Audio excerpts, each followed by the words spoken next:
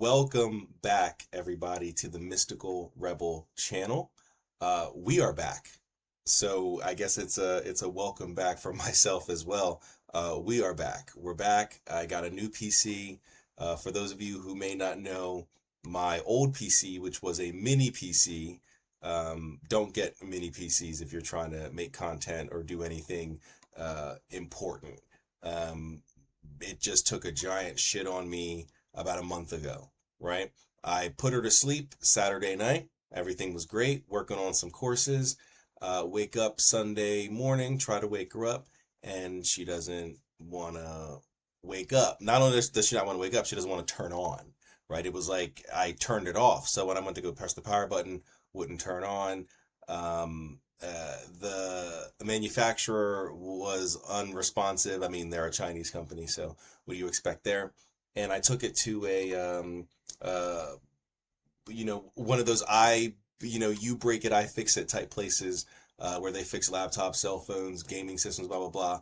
And they were like, yeah, these things are notorious for issues and no one knows why this is happening. And that's why the manufacturer isn't even responding. So I got an actual PC, a real PC, and we're running on that right now. So we're back. We got a new PC. So even if things go wrong, should be easy to diagnose and easy to fix. So we're back. So no more delays. And as a sort of a special treat for coming back, I wanted to try something a little different. I want to introduce a a new video series, a new show. I don't know what to call it. But I want to start going over the past week, right? The last week that we just went through. At the end of the week, so Sundays, I want to start doing videos, and maybe there'll be videos. I'm testing out the video right now, and I'm pre-recording this. But maybe in the next one, we'll do it live next Sunday, and we'll go through it. Maybe see how that works. You guys know how much I love like the live interaction. But I want to try something different. I want to try something new. And I want to go through the news, the spiritual news, right? The paranormal news, the occult news, the weird news, the fringe news that happens around the world on a weekly basis. And I actually wanted to do this for a long time.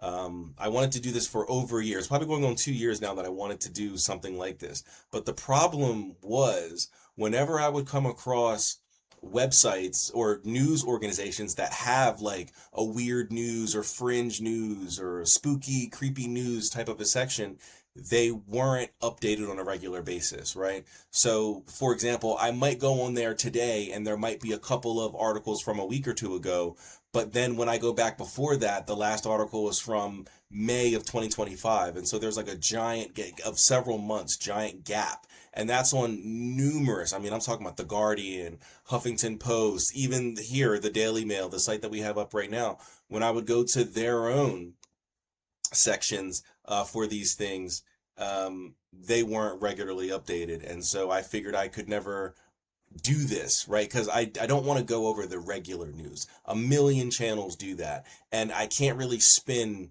political things or regular news happenings from a spiritual perspective without making it, oh, we're in spiritual warfare or something like that. There's no way that I can tie, what's happening, in this country to some occult or magical thing without sounding conspiratorial.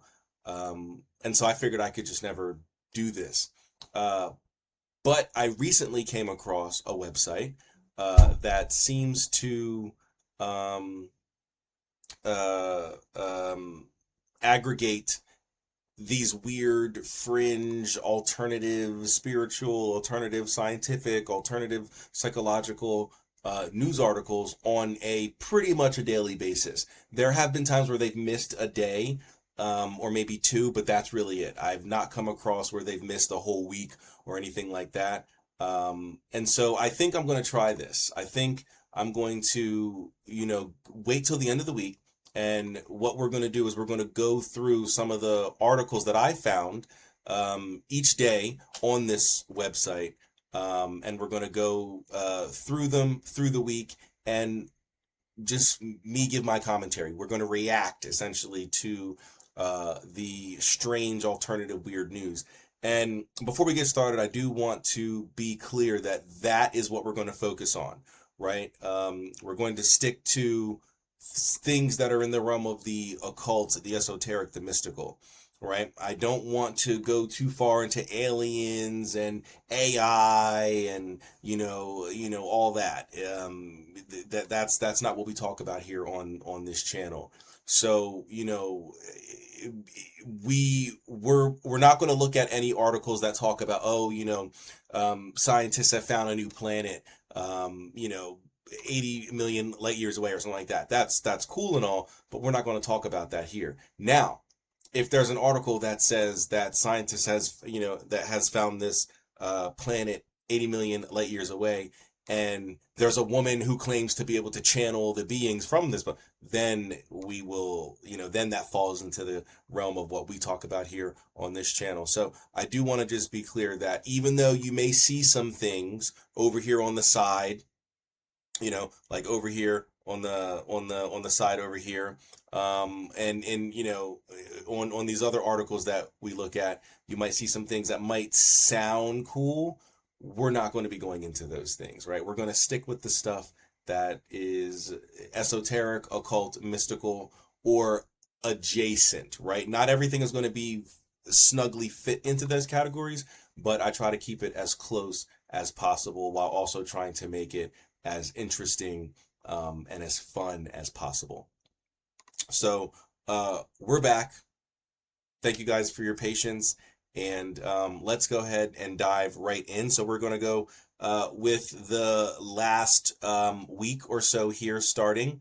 Now, this says that this was on January 23rd, but on the website that I got it from, it was the 26th. They didn't have any news for the 25th, so it starts on the 26th. Even though this says the 23rd here, the site I got it from posted it on the 26th of January. So I just decided just to keep it in there. So we're starting from the beginning of this past week that just passed, and moving forward up through I believe the 30th. It didn't have anything for the 31st which was yesterday or today, which is February 1st. As you can probably see down here, February 1st is when I am recording this, February 1st, 2026. So let's go ahead and just dive right in. Again, this is my new video series, show, whatever. We're going to be reacting to the weird, fringe, occult, whatever news from the past week. So starting off, Ark of the Covenant mystery deepens as new findings reshape the biblical relic's purpose. Interesting. How long is this article? Because we're probably not going to read the whole thing. Okay, yeah, we're probably not going to read the whole thing. We're just going to get a little gist here of what it is. So an Egyptologist has proposed a new theory that the Ark of the Covenant was not merely a sacred container for the Ten Commandments, but a radical reimagining of ancient religious symbols. What?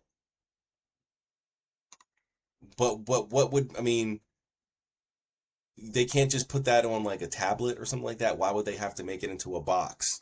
There wouldn't be anything in that box. I don't know. Let's continue and see what they're talking about.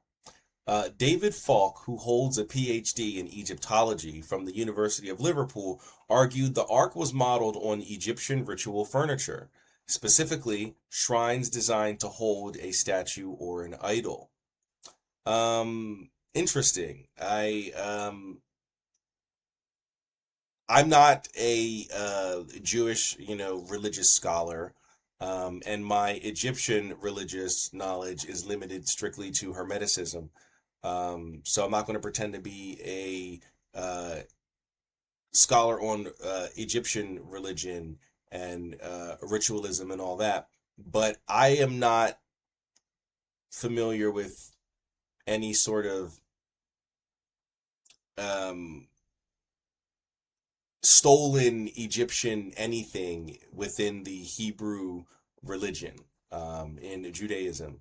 So I don't understand why would the Ark of the Covenant be modeled after Egypt, um, or Egyptian ritual furniture? Why would that be? But let's continue reading. But unlike Egyptian shrines, the ark contained no idol, meaning it was built to show that God's presence did not require a physical representation, Falk suggested. But earlier you said it was about a reimagining of symbols. So which one is it? In ancient Egypt, sacred chests and shrines were often decorated with uraeus cobras that spit fire, symbols meant to protect and sanctify holy space. Winged goddesses also appeared on Egyptian thrones and shrines, their outstretched wings signifying protection and divine power. Falk argued the Ark borrowed this visual language but flipped it, creating sacred space not inside the box, but above it, between the wings of the cherubim on the mercy seat. Interesting. So it borrowed, okay, so it's not modeled like after Egyptian furniture in that way. It borrowed, this is what this Egyptologist is arguing, David Falk. It borrowed the visual image, the visual language that Egypt was using, and flipped it, by putting the sacred space not within the box but above it.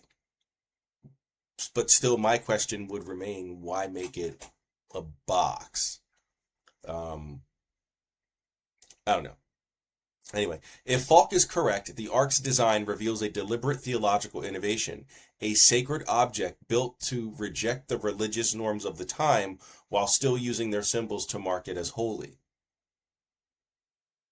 I don't think the Jews, at least the Jews that, the um, specific tradition within Judaism that built the Ark of the Covenant, were radical like that. Again, I'm not a historian in that way, but I don't know if they were radical in that sense to want to go against the religious norms. I mean, they were the religious norm. I mean, if we're talking about Israel, they were the religious norm. So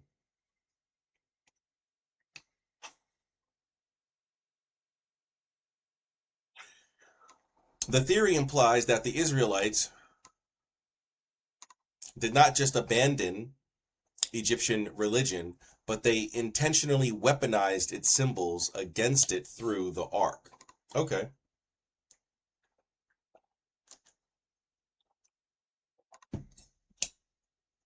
So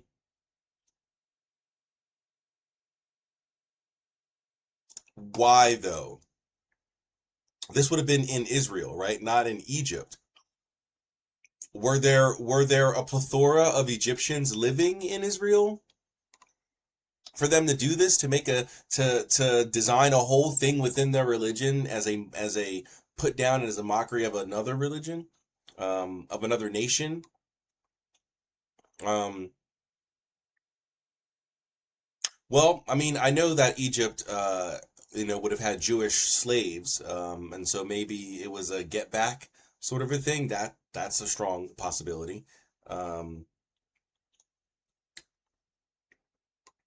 okay, yeah. The Bible states that the Israelites spent generations in Egypt, which would have led to absorbing all aspects of its culture and religious imagery. Okay, so then that's why it's kind of like a get back. Okay, all right. Falk's theory suggests that rather than simply abandoning these influences, the Israelites intentionally borrowed and reworked them. The biblical relic would then function as a theological rebuke. Oh, yeah. Yep. So essentially, as I was saying, it's a get back. A statement that the Israelite God was superior to Egyptian gods because he required no idol and because his presence was not confined to a statue. Okay, now it's making more sense. Okay, it's an interesting take.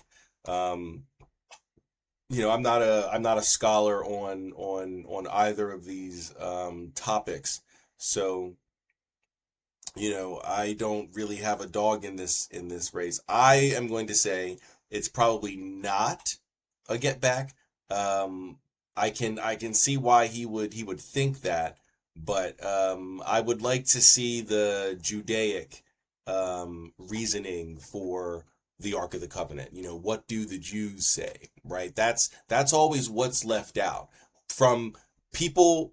Most people who read this article, I mean, this is on the Daily Mail, so I'm sure it got. I mean, I don't know about this page specifically, but I'm sure this page got, let's just say, 100,000 views, right? Out of that 100,000 people, how many people of that one out of that 100,000, how many do you think actually know the theological and spiritual reasons from the Jewish perspective, from the Judaic perspective, on why the Ark of the Covenant is designed the way it is? Probably very few. I'm sure there are some, but probably very few. Theology and all that is not some super popular thing that millions of people are just, going to college and studying, or just buying the books off the shelves and from Amazon to understand, religious history and all that. There's a nice community of us out there, but it's not anything crazy. So probably very, very few, which means the average person reading this article is just going to just go with this guy because they don't know anything. And I'm not saying that to be mean, because I don't know much about religion in Egypt outside of Hermeticism. And this is not talking about that. This is talking about purely Egyptian religion versus purely Judaic religion. So I'm not trying to be mean when I say that, because I also don't know. But if you don't know and you don't know where to go get the answer, you're just going to go, oh well, I mean that sounds accurate. And then when you're scrolling through TikTok and you hear religious debates and all that, you might parrot this, and you want to put your thoughts in the chat, whatever. You might parrot this without any real, you know, understanding of what's going on. Oh, well, there's the scholar David Falk. He says, I mean, you really don't. I mean, we really don't understand Falk's position from a couple paragraphs, right? Um, but that's always the problem, right? No one ever gets the other side. They always just go with, well, this article only gives it from the perspective of the Egyptologist, so that's what we're going to go with. No one goes, well, hold on, let's look at the accused. What do they say? Right? You're accusing the Jews of making something for a specific reason. Let's look at what they say the reason is. No one ever does that. And I think that should be an important aspect of the research being done. All right, let's go ahead and move on. I think what we're going to do, as we um, uh, go forward, we're going to X out. We're going to close out of the one that we just finished. So we're done with the Ark of the Covenant.